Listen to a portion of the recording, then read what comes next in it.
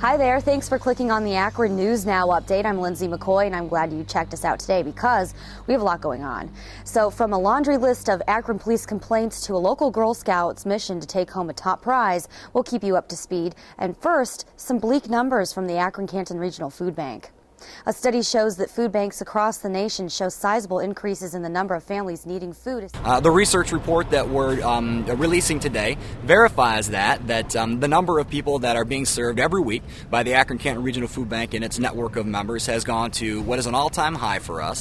And there's a lot of increases in the hunger needs that exist for children across our state. Flowers says more than 40,000 people in our area receive emergency food assistance each week from agencies served by the Akron-Canton Food Bank. That's up almost 30% from 2006, and a good portion of them are children. Nationwide, the demand is up 54% within the same time frame. Complaints about the Akron Police Department was the topic of the city's Public Safety Committee meeting. Akron News Now's Tina Kaufman has more. One by one, Akron residents stood in front of the podium detailing their complaints about the Akron Police Department. Sarah Watkins says she videotaped officers Alexander and Skizmenos provoking a rowdy drunk in June. When the cops noticed what she was doing, she says they tried confiscating her camera, despite their supervisor's orders to let it go. And he had told me that he wasn't leaving without the camera, and he also had told me that if I didn't cooperate and give him the camera, that he would have me kicked out of housing. She refused to hand the camera over and was arrested. The cops then illegally entered her home, she says, taking the camera. Watkins calls the cops evil and wants them fired. Because he's wrong, he's writing the law for himself, and this is not right. I have never been in trouble and have always tried to befriend and bring my children up to respect the police. Watkins spent time in jail for the incident, was humiliated there, and says the same cop, Officer Skizmenos, now scopes out her house. She, like other women who had a complaint, fear for their lives. A look at police records from 2006 to 2007 shows Skizmenos had at least 8 complaints filed against him, alleging the same misconduct. He was exonerated in every case. In the case of Watkins, Reverend Bruce Butcher called Officer Skizmenos' 2-week suspension an insult. We feel that the actions by Officer Skizmenos was to make an example of her. And the example sends a signal to the community that if anyone tries to quote police to police or exercise their rights as citizens, they too will be terrorized and abused. He's calling for an investigation into Skizmenos. He also wants cameras in all patrol cars, no downsizing of the police auditor's office, and civilian participation and involvement in police oversight. Other complaints heard concerned police brutality and the department not following procedure. Akron Police Department and council members weren't able to respond to the complaints because most are still open investigations. Some people there for support say the meeting gave them hope. Tina Kaufman, Akron News Now. City Council President Marco Somerville is working to get Police Auditor Philip Young back on full-time status so that they can help deal with the complaints. More details can be found on this story on AkronNewsNow.com. Well, from thefts to scams, we have plenty to talk about in our economy as we've seen shakeups over the last few months.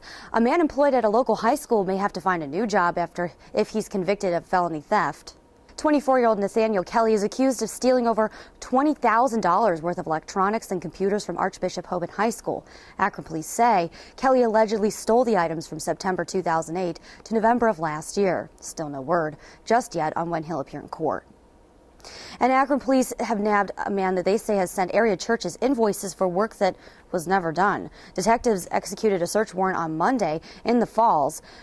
Lieutenant Rick Edwards says that Michael Johnson mailed out fraudulent invoices to Akron area churches from non-existing companies such as Johnson Electric and Johnson Welding and Repair, detailing emergency repairs supposedly done to the church. Several churches sent payments to the P.O. Box number listed on the phony invoice, too. First Energy officials announced Tuesday during an energy summit that the company is positioned to emerge strong out of the recession. Vice President and Treasurer Jim Pearson also said during the webcast that the company is preparing to finish transitioning to a fully competitive generation market by 2011. But another staple company just south of us in Canton is staying optimistic after reporting slower sales in 2009. Timken lost millions of dollars last year, about $134 million in all. But the good news is that they expect to increase sales by 5 to 10% in 2010. One local Girl Scout is working on a project that could earn her a high honor. Nina Perry, a sophomore in high school, has spent many hours researching Ohio native plants to understand their size, needs, maintenance, durability, and assistance to the ecosystems. Now, with her knowledge, she's creating an Ohio native nature garden fun facts interactive information board. That's a mouthful.